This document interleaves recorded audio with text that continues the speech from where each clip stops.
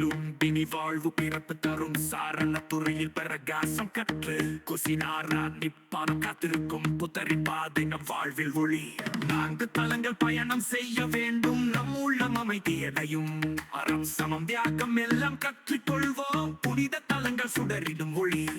ஒரு முறை போய்விடு வாழ்வில் 4 புனித தலங்கள் காண்போம் பிறப்பு போதனை தேர் நிப்பானம் புத்தத்தின் அறிவை கற்றுக்கொள்ளுவோம்